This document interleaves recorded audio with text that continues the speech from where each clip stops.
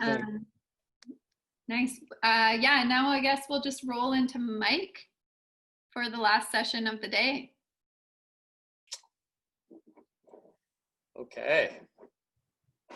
Mike D. Everyone, I believe, on this call knows him. If not, he is on the board of directors, chair on the board of directors. He's also a ski athlete and runs a production company, dad. He pretty much does it all.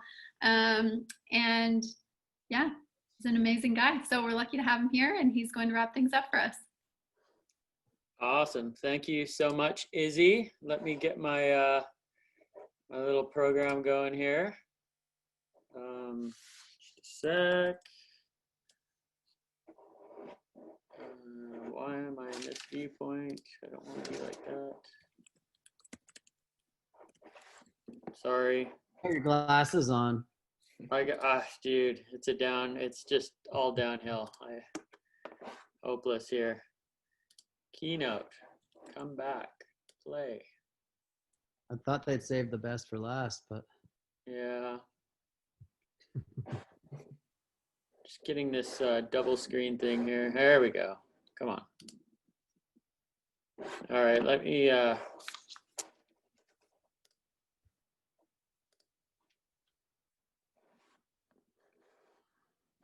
frustrating. It's I can't share my complete screen, so and use Zoom at the same time, it seems.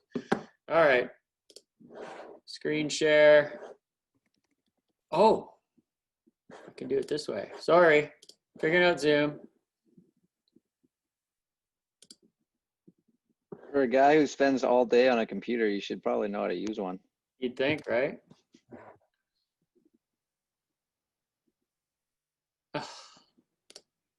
I don't know what's going on here. Just a sec here, you guys. I can't believe only Stan and I are heckling you. I'm glad I'm not a Solomon athlete. The chirping is really, really aggressive. I'm used to it. This is nothing. This is how we train for the trolls. Yeah, we train each other. Izzy said that Mike was a skier, and I texted him in the private chat. I'm like a washed up skier. Exactly. See what I face day in and day out. And I have to it's asking my computer for permission because it's being recorded right now.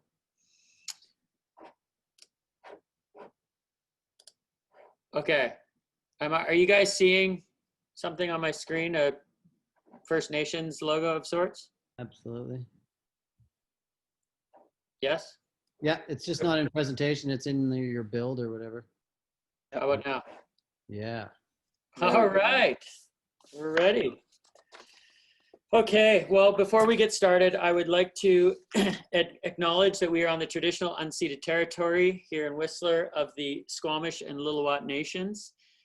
We thank them for their stewardship of the land and for being great partners when it comes to the environment. I think we walk step in step with First Nations on a lot of issues, and it would be tough to do what we're trying to do without them. The second thing I'd like to acknowledge before I get into this is the staff of Protect Our Winters Canada. Dave Erb, Izzy Lynch, John Meisner, they do an outstanding job week in and week out. There's a lot of work that goes on behind the scenes with this organization. And it's funny because I, as one of the sort of the front people for this organization, people often think that we're much bigger than we are. We're a very small organization. I know at times that can be frustrating for some of you on this call. There's a lot of people here who have amazing ideas of things that we should do, and we appreciate that coming at us more than you can imagine. Unfortunately, our capacity to take on everything is pretty limited. So we're doing the best we can, and we appreciate the patience that you guys have with us. And but I wanted to give them a shout out because they really put everything they have into this. And also a special shout out to our board of directors, who also does an amazing job and puts a lot of their personal time into this organization. So we've got a lot of stuff. We've got people that are passionate.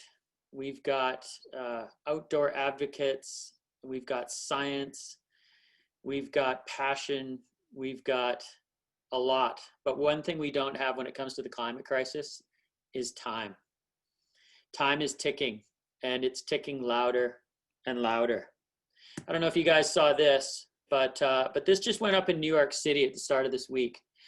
This is the climate clock. It's in Union Square. And as you can see here, the day it went up, there were 7 years and 101 days on the clock. That clock refers to the amount of time we have left on planet Earth with the carbon budget that we've been allocated by Mother Nature. That's it, 7 years. If we don't turn things around, we basically have 7 years until we cross that point of no return.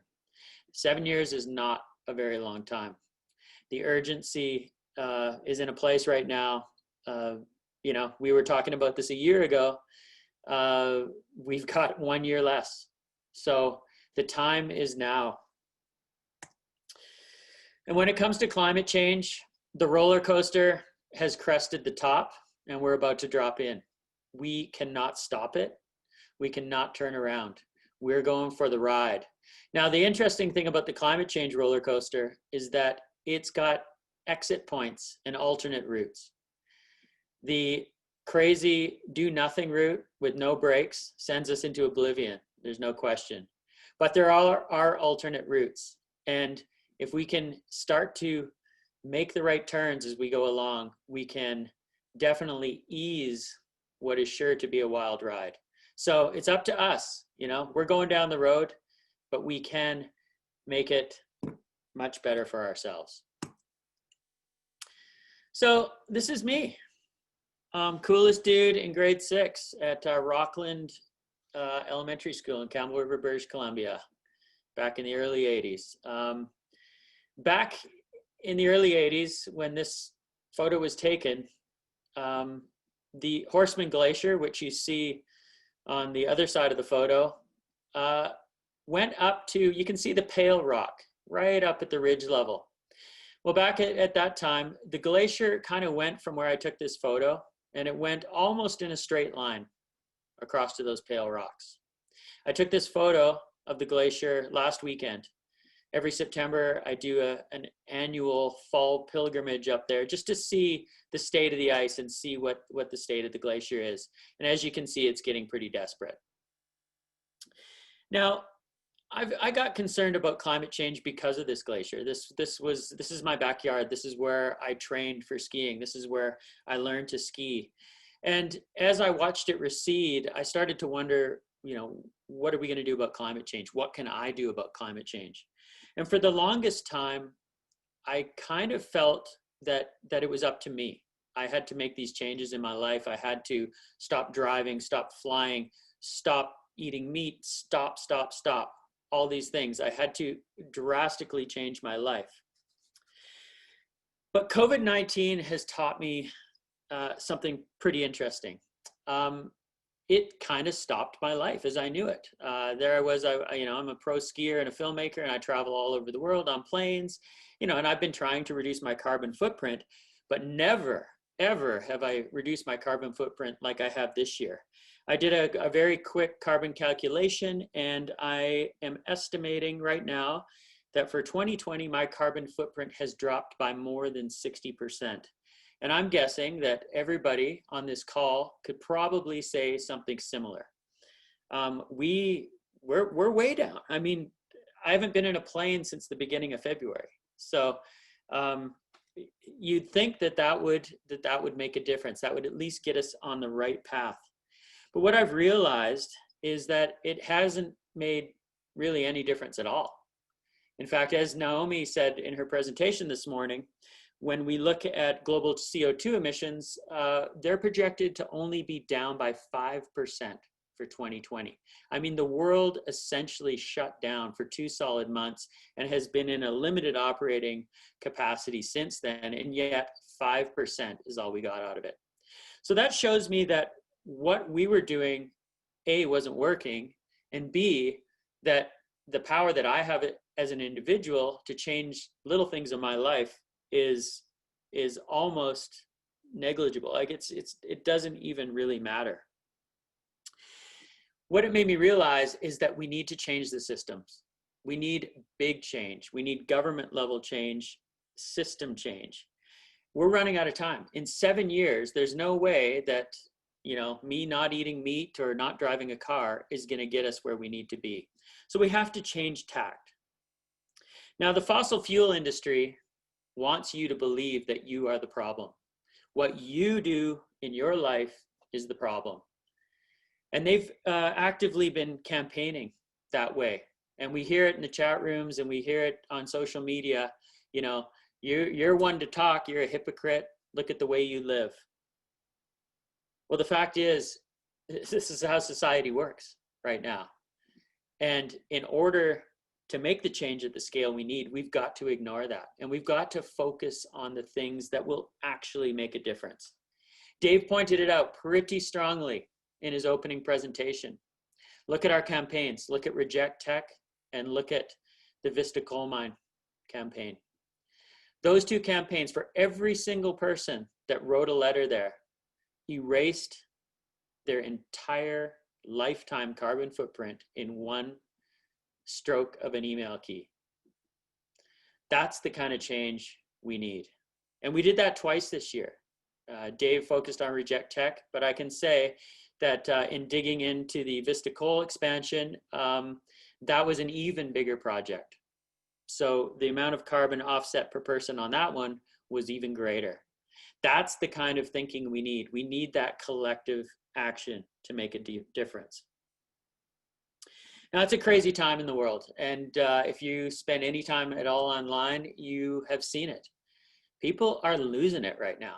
COVID combined with everything going on in US politics and global politics and climate and all these negative things, Black Lives Matter, are really pushing people to the edge. And it's getting weird. And the arguments are getting more aggressive, more brutal. The online back and forth is getting quite nasty, to be honest. I was actually on a chat with Jeremy Jones the other day talking about this exact subject and what to do about it. There's no good solution, but the one thing that we can stand on that to me always props us up is that we have peer-reviewed science from reputable sources as our backbone. Because you can have all the opinions you want, you can throw out conspiracy theories, you can do all these things, but in the end of the day, peer-reviewed science from reputable sources has got us to where we are on the good side. And we can always stand by that. Now, if there's one thing I've learned from being involved in this organization now for the last 4 years, it's that it's pretty much impossible to shame people into action.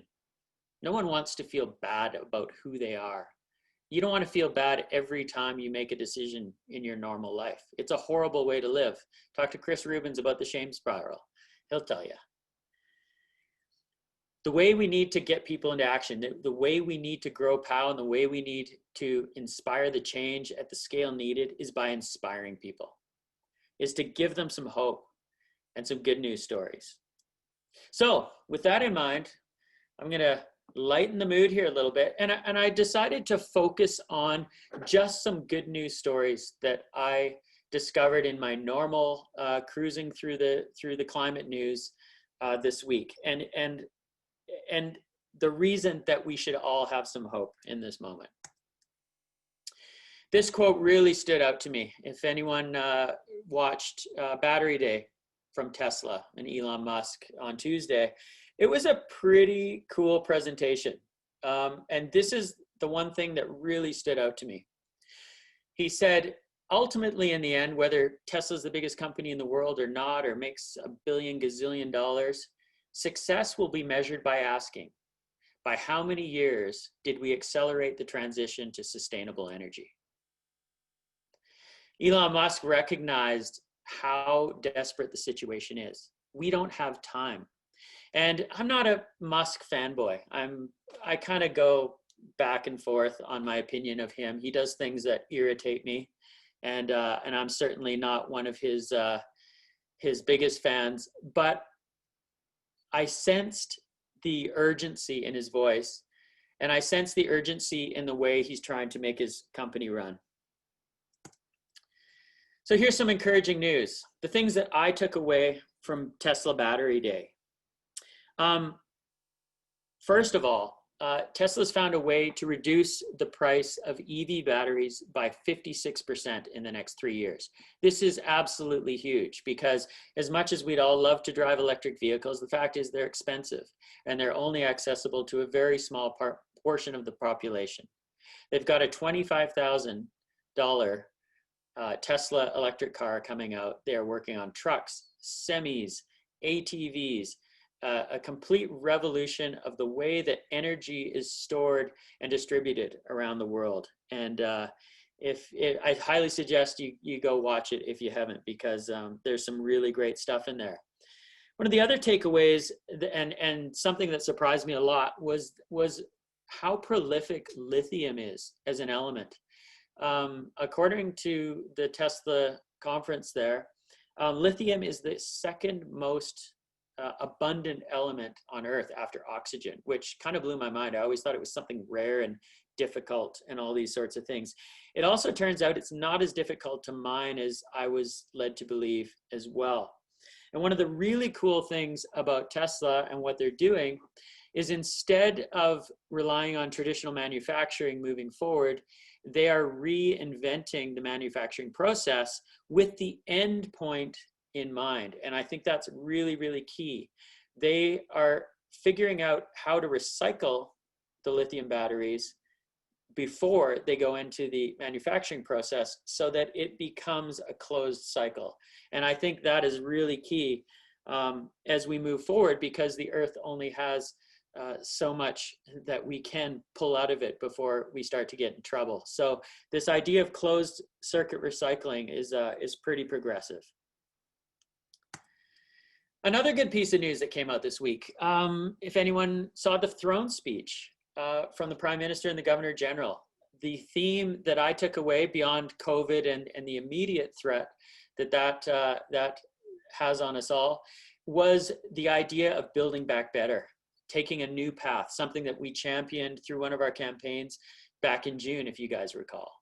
And to have Dave Erb, our executive director, have a seat at the table with the government as they're trying to figure out how to strategize this transition to a green economy is super cool and super exciting. So, you know, governments like to say things, politicians like to say things that make people like them. But you know what? You can't be too cynical about it all. I think it's up to us at POW and organizations like ourselves to hold their feet to the fire and make them come through on this stuff. But we have to believe that at least they're heading in the right direction. And they also moved up some of the deadlines for some of the change. And that's a very encouraging thing. This is a big one. This is a really big one. It took me by surprise, but China and President Xi has pledged to become carbon neutral before 2060. Now, if you know anything about China, they are by far the biggest country onlining renewable energy at the moment, but they also happen to be the biggest country onlining bad energy at the moment. But I do know from the little bit of business dealings that I have in China that the Chinese people do not want to be left behind. They do believe in climate change. They do see the threat. They live it in their cities with their poor air quality, and they want to see action. And so, you know, China doesn't have to go out and do things like this, but to see them pledge to follow the Paris guidelines is a big step forward. This is kind of cool. Airbus plans for a zero-emission aircraft fueled by hydrogen. Companies realize that the era of fossil fuels is quickly coming to an end, and they are adapting. And it takes pressure from organizations like POW and the public in general. If the public's saying, you know what, we're not going to fly in your planes if you guys don't clean this stuff up, it's amazing how much innovation can come from that. California just announced that they will ban all gas cars starting in 2035.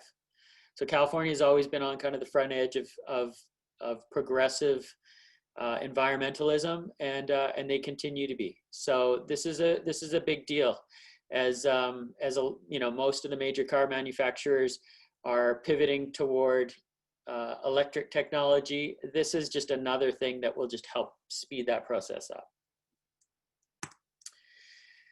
So, we're all in the outdoor industry here. I am a huge fan of Patagonia and what they do. They put it out there. We're in business to save our home planet, and that is so admirable. Sorry. And I don't know if you guys saw it, but they've tagged some of their new clothing that's on the store shelves now with "Vote the Assholes Out," which I just think is a pure magic. These guys are walking the talk better than just about anybody. And as I look at my own career as an outdoor person and someone who's works with sponsors and brands, I thought to myself, wow, it would be so cool to work with Patagonia. They are just so progressive. They're so far in front of everybody. But when I kind of paused for a minute and thought about that, I said, but what could I bring Patagonia? And I was like, well, nothing really. I mean, they are so in front of the curve as it is.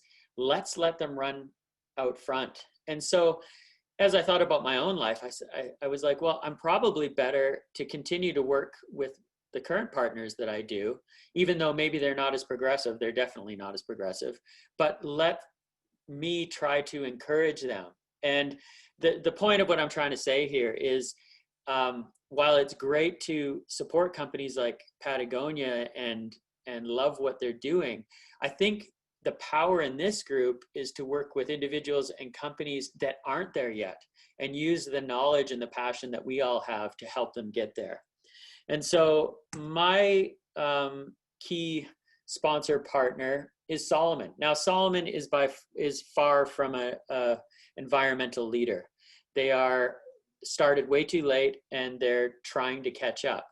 But there are some glimmers of hope. And this is something that they just released back about a month ago. And it's called the Index One. And it is a shoe that is built from the end of life in mind first. So it is a fully recyclable shoe that they have a system that when this shoe's done, you return them, it goes into a bin, gets returned back to the factory where it is ground up into pellets and becomes a ski boot. And so just a different way to think of things. And it was people like Greg Hill and Chris Rubens going in and going to bat with this company that helped that happen.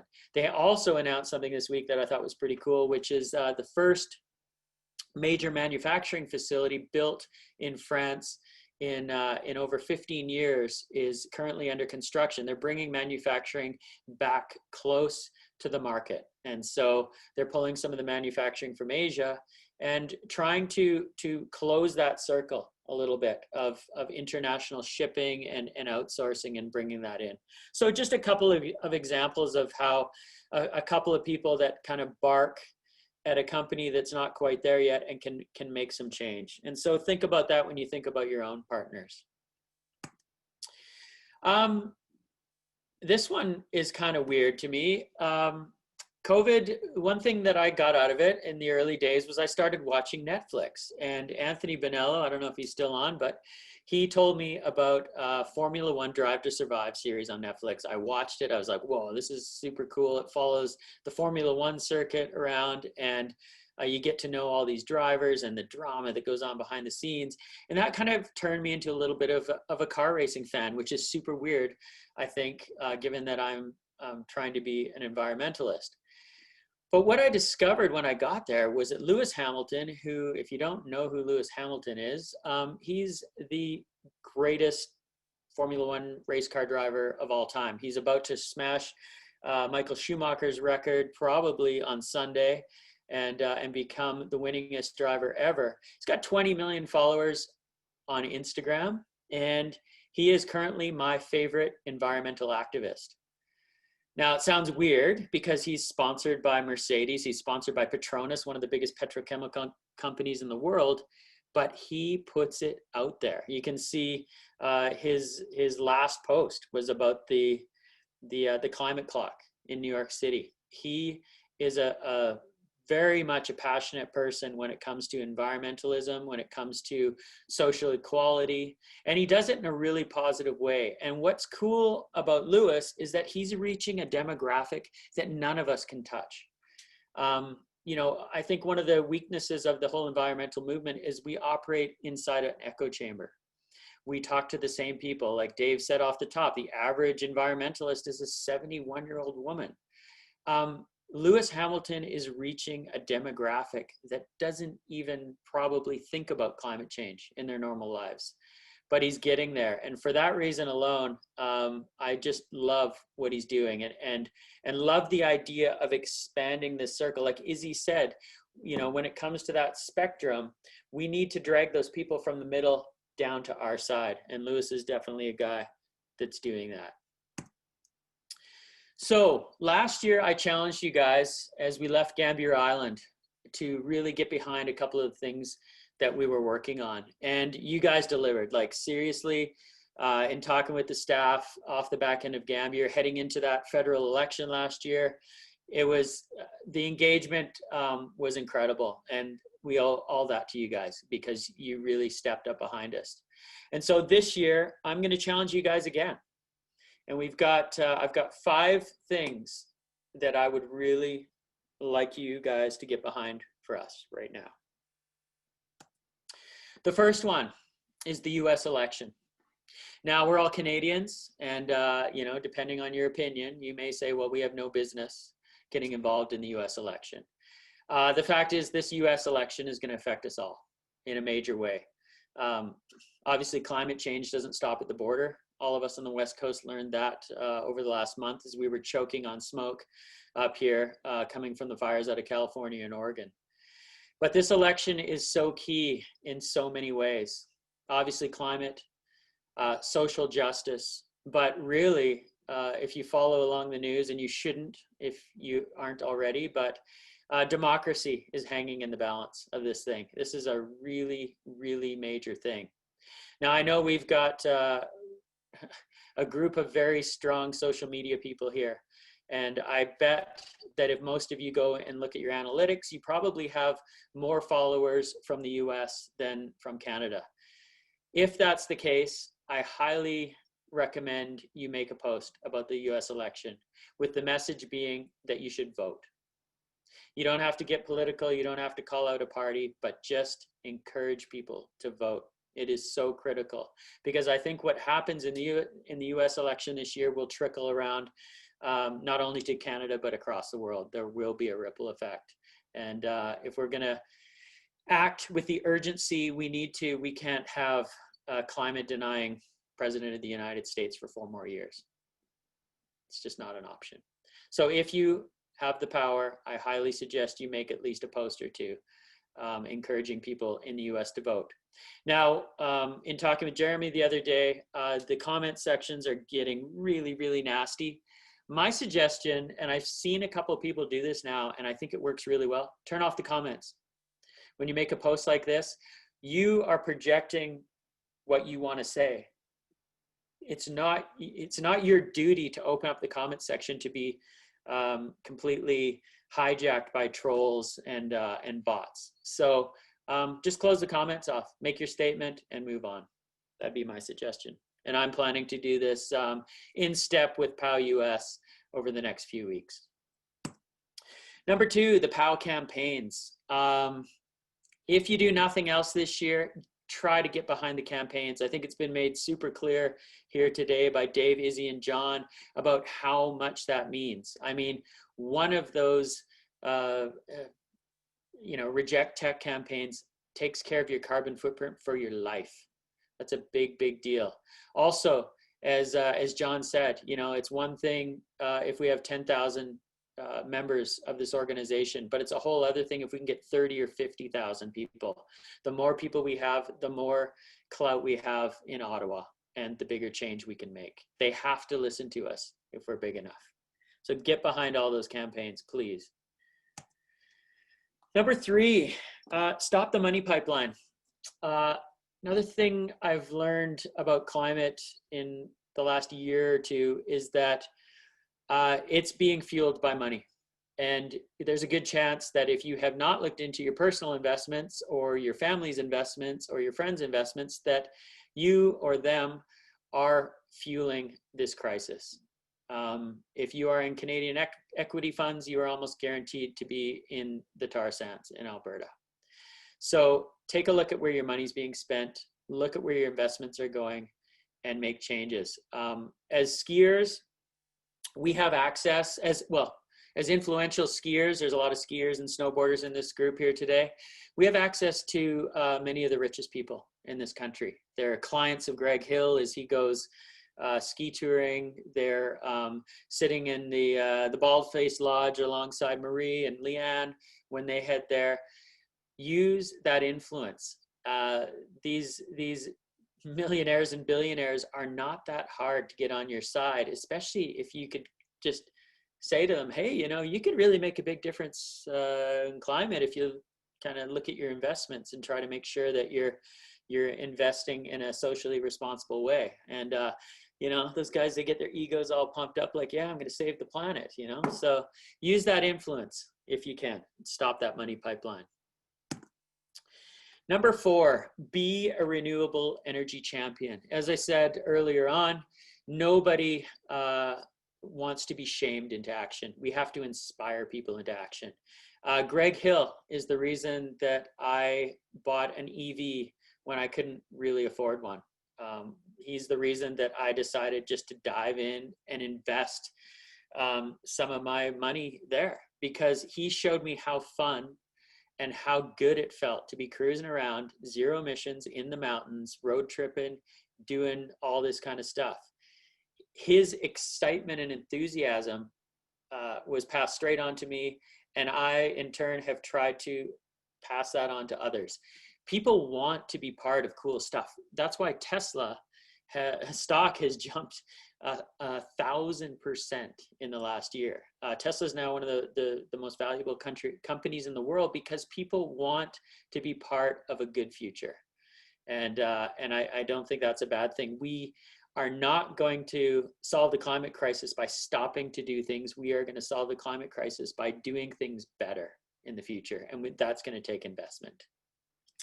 And the final thing I want from you guys, and I want you to do this winter, is La Nina.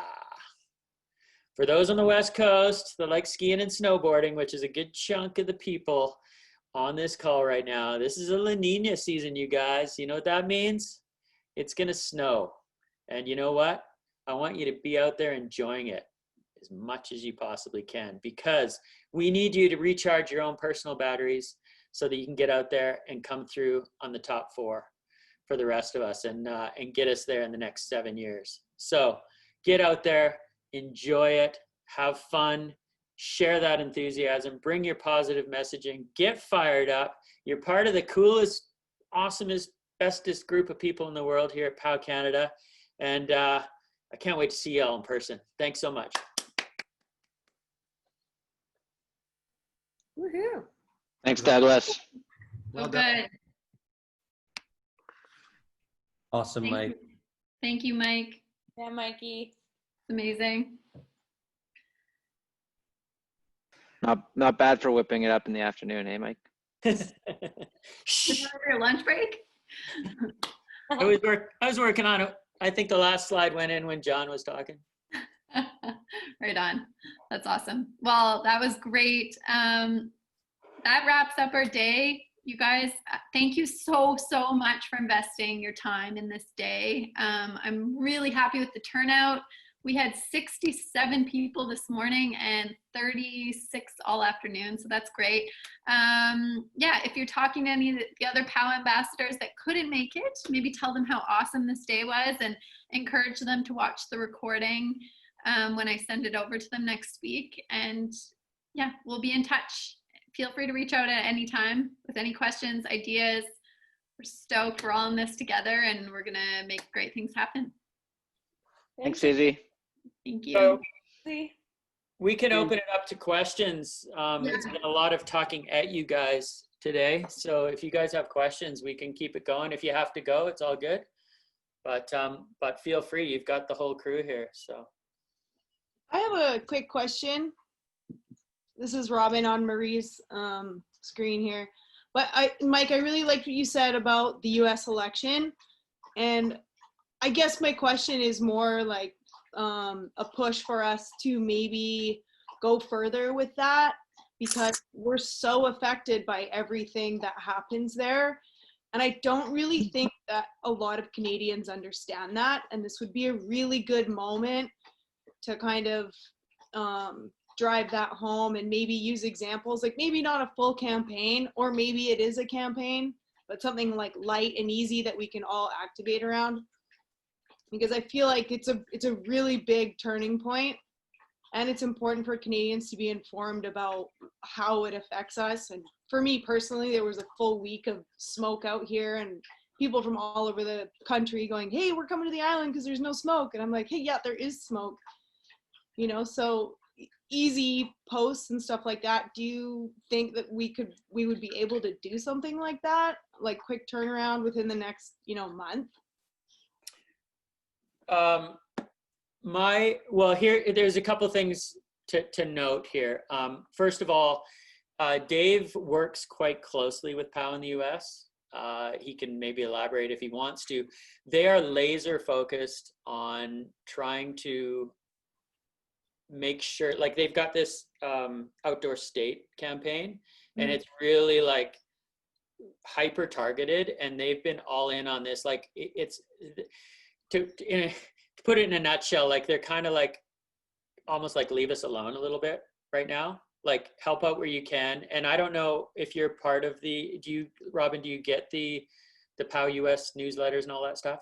I do, yeah. Yeah, so I would just fall in with what they're doing. And just try and fall in line with that as much as you can. I mean, one thing that I'm going to do is, and you guys may remember from last year, those that were here, we had whiteboards that we held up and we wrote messages on them. And I think those were quite effective, at least in my opinion. You could write your own little personal message of why someone should vote. But it was something that as an organization, we felt like, okay, we'll just give, the US has their plan and we'll give them the space to do that. We didn't want to kind of like come in on top of them with counter messaging, if you know what I mean. Like it was kind of a too many cooks in the kitchen a little bit. Right. So. I'm Adam. I'm based in Canmore, and Alberta at the moment is having a bit of an issue with our provincial government. Well, we've had issues with our provincial government for a long time, but around delisting parks and allowing open pit coal mining. And the two sort of correlate directly with each other. So they started delisting parks, which means parks aren't getting the level of protection they've had historically.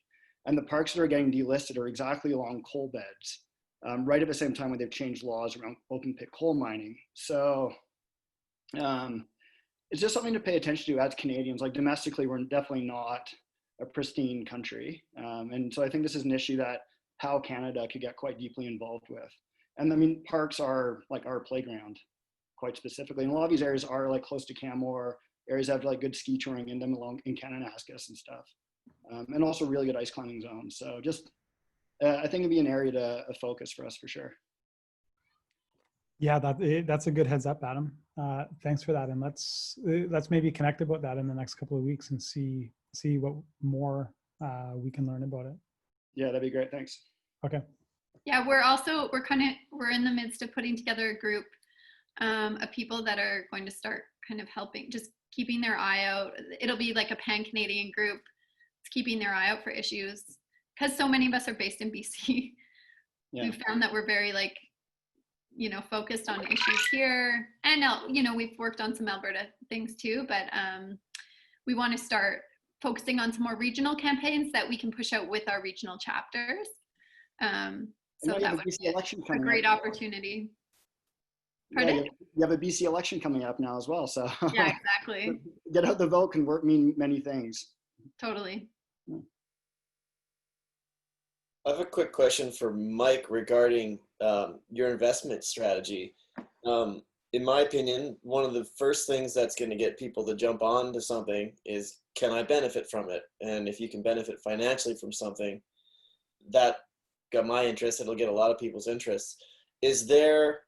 Are there tools or are there companies that we can get information on with regards to these investment practices where you can divest your funds into more eco-friendly methods, away from oil, crude oil and oil companies and that sort of thing? That's something I know I'd be interested in. That's something I'd be really willing to share, where it's like, hey, if you want to change where your money's going, where do we find that information and how can we share it?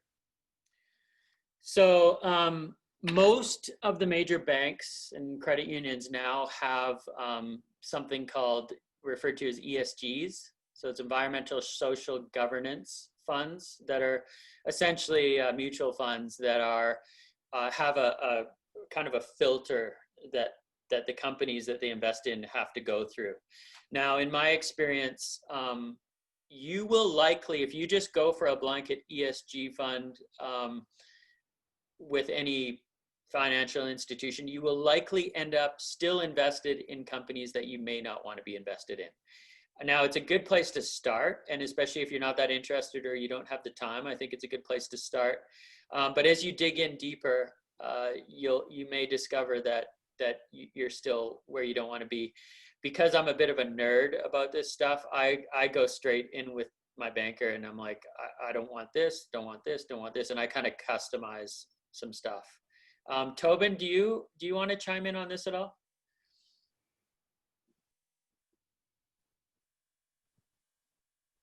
I think you're muted there, buddy. I don't know if Tobin's on.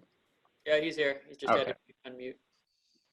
Oh yeah. I was just gonna say it's a really tricky sphere and it's changing rapidly.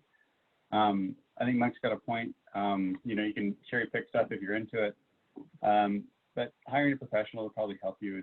Really probably go a long way. And there's different models there.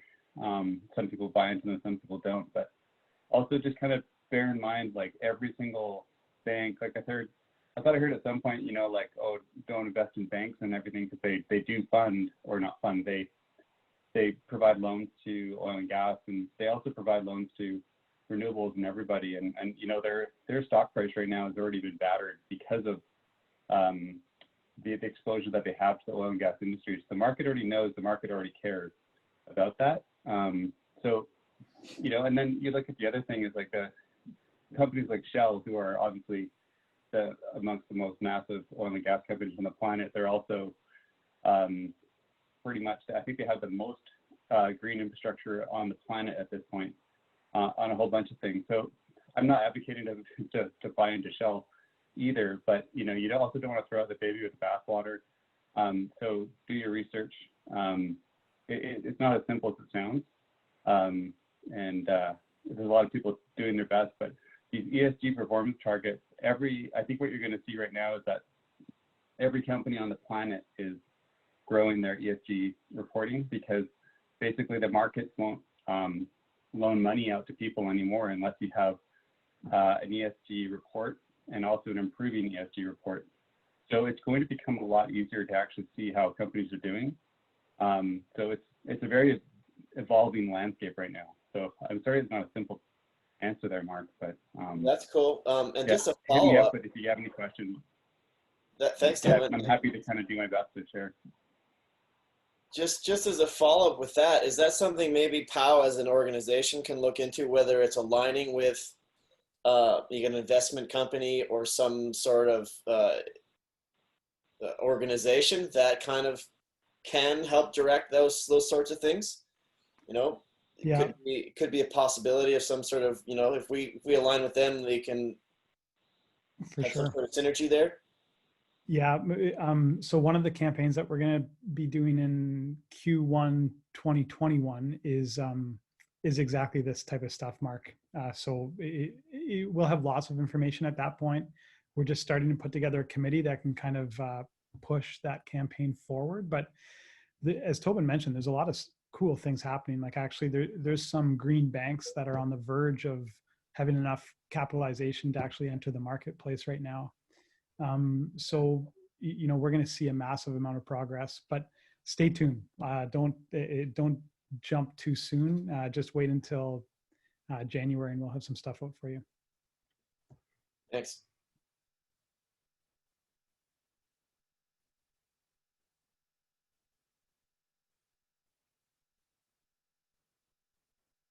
Anybody else?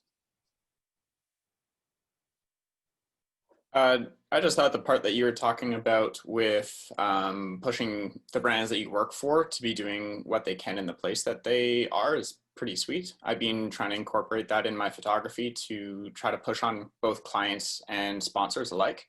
And I think that it's not necessarily very likely that, like, I've been a big I've had a long relationship with MEC, and I'm not going to go in there and actually steer anything. But what you can also be doing is just providing the fuel and the confidence for the people who already care about this stuff to take it from inside you and so you're going to get your athlete manager to actually feel empowered to do the thing on your behalf. So going to your different sponsors or different clients and different companies all around you is still super, super useful, and go for it. Yeah, and it's not just doing it to feel good. One really encouraging thing is that the companies that are doing this kind of going for it in this way, the two leaders I can think of are Patagonia and Nike. They're crushing it on a financial level as well. Sales are really strong, and you look at Nike stock prices; they went all in on social justice. I mean, Colin Kaepernick's New Jersey sold out in like 2 minutes online or something like that, like a record. So it's not just feel good stuff. It's actually good business too.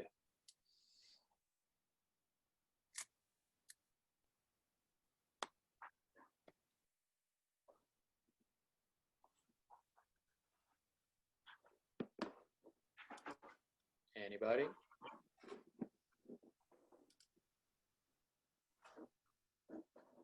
Well, I think Dave, that's, you want to sign us out here? yeah, sure. Again, just thanks guys for doing this, and yeah, have fun with this campaign this weekend with the Still campaign. I think John put a note in the channel there to send an email, email anything that you develop to john@protectourwinters.ca.